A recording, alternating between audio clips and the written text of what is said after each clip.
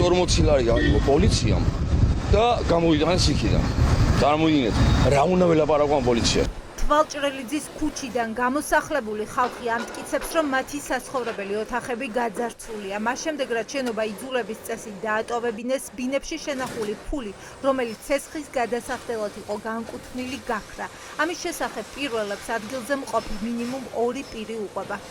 კარები გატეხეს, შევიდნენ და იმ ჩემეზობელს ჰქონდა 40 ლარიანები დაწყობილი იქ და ხურდები ჰქონდა კიდე 20 თეთრიანები ჰქონდა, აღარ მახსოვს რამდენი იყო. აი რესა გამოიტანეს მოპარვა, აბა სხვა რამეს ხო არ და. გრუში ჰქონდა გადაფიქრი ისა კრედიტი გამოტანილი, იმიტომ რომ სახლი მაგ ფულით ააშენეს და მაგიდის ქვეშ ამაყო იცახოდა და ისიც მოპარეს, რომ ჩაერიცხა იმაში სეცხში. ზუსტად ეხლა 65 ლარიო ტელევიზორი სადაც მიდიოდა საფარს ქვეშ მედო და როცა ცოლი შეუშვეს უკვე ნივთების ჩასალაგებლად ის ფული არ იყო იქ. როცა კრედიტი მაგით უნდა შეეტანათ, რომ დაეფარათ, იმის წყალებით არის გაშენებული. ინაგებს დაკარგულ ნივთებსა და ფულზე პასუხს იღებს თუ არა პასუხისმგებლობას კომპანია, რომელმაც დაცვით გაამაგრა არა მხოლოდ ეზო, არამედ ბინებიც. კომპანიის წარმომადგენელი თვლის, რომ ამ ბრალდებებს პასუხი გამოძიებამ უნდა გასცეს. პასუხისმგებლობას პირადად მათ დანაკარგზე თქვენ ბატონი გიორგი იღებთ, რომ თუ კი ისინი ნივთებს დაკარგავენ, თქვენ აუნაზღაურებთ? რაც შეეხება ნივთებს. პირველად გავიგეთ, ჩემო ბატონო, მსგავსი გამოძიებას დაწყებული არ არის ამ ეტაპამდე, როგორც მე მაქვს ინფორმაცია, გამოძიებას არ არის დაწყებული, თანხის დაკარგვასთან დაკავშირებით. შესაბამისი სამსახურმა უნდა დაიწყოს გამოძიება. ძაღლსაც არ მოიქცევიან ასე, ჩვენ მოგვიქცეს მართლა. მცირეწლოვანი შვილის დედა ღია ცის ქვეშ აღმოჩნდა. თიქო ფაცურიას წასასვლელი არსად აქვს, არ იცის სად მოუწევს მეორე ღამის გათენება, რადგან თვალჭრელიძის ქუჩაზე ისე გამოაგდეს სახლიდან, რომ პირადი ნივთებიც ვერ აიღო. მცირეწლოვანი შვილი მყავს, 3 წლის შვილი, გამოგვაგდეს, რაც მაცვია იმით გამოვედი, არც ვიცი ჩემი ტანსაცმელი სად არის, ბევრი ნივთიც დაიკარგა. გაყვანა 3 თვით 300 ლარში თუ რამეს იპოვიან. არ ვიცი. შემოთავაზებაც, 10,000-დან 15,000 ლარიო და არ მინდა კაცო ეგ ფული მიყიდოს, მაგ ფული თვითონ ბინა მომცეს და ეგ ფული თვითონ წაიღოს. თუ იშოვის და იყიდის. გამოსახლება მოულოდნელი იყო ეკას ოჯახისთვისაც. გვიყვება, რომ მაშინ, როდესაც ბინას არემონტებდა, ხედავდა ამას საპატრულო პოლიცია. მიდიოდნენ და აღწერდნენ ოჯახში რამდენი წევრი იყო, თუმცა სახლის დაცლა არავის მოუთხოვია. არავის არ დაუშლია აქ, რომ ვაკეთებთ კერძო საკუთრება, ან არ ვიცი, მსგავსი არაფერი არ ყოფილა და ასე ერთ დღეს გათენდა და უნდა დაცალოთ. როცა აქ თვეობით მუშაობდა ჩემი მეუღლე, აკეთებდა თავის ხელით, მთელი რესურსი ჩავდეთ ამაში, ვალები, სესხები და ასე შემდეგ. ყველა ხედავდა, ეხლა თუ გამოვიდა ქალაქის პოლიცია და ეხლა თუ გადაკეტეს და არ უშვებენ ხალხს, მაშინ სად იყო? მაშინ არ იყო კერძო საკუთრება, ეხლა ესე ერთ დღეში გახდა?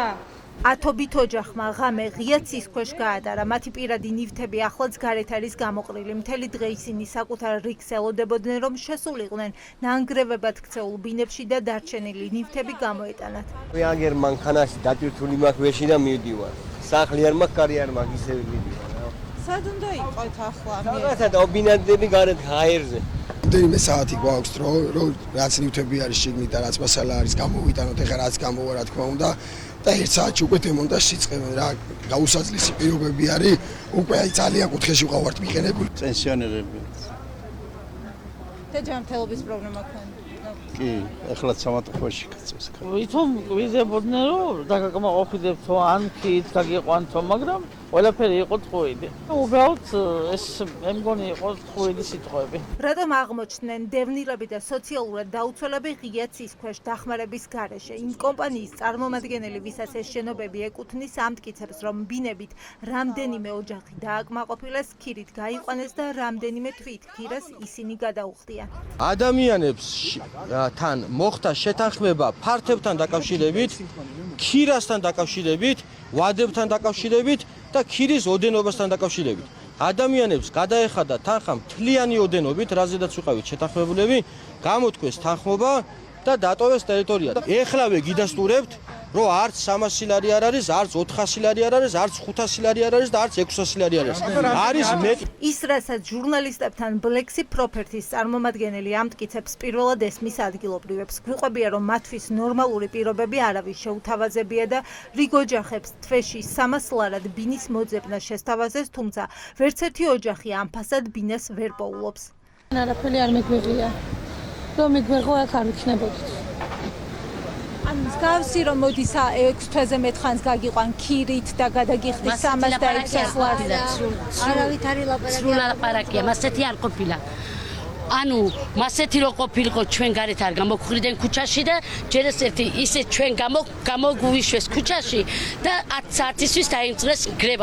კი არა, თხოვე რომ თუ შესაძლებელია მომეცით რომ 1-2 ღამე რომ ან სასტუმროში გავათენო და სანამ რაღაცას არაფერი არ შეგვიძლია რესურსი ამომწრეს და ვის რა არც ახლა და არც მანამდე რამდენიმე თვის წინას არც მეერთი შეთავაზება. შეთავაზება იყო მხოლოდ 3 თვე. 3 თვის მერე საუნდა წამსულიყავ. გამოსახლებული ოჯახების ნაწილი მეორე ღამესაც ღია ცის ქვეშ რჩება. მათ ამ დრომდე შეთავაზება არ მიუღიათ და არ იციან მწირი შემოსავლებით, სად წავიდნენ საცხოვრებლად.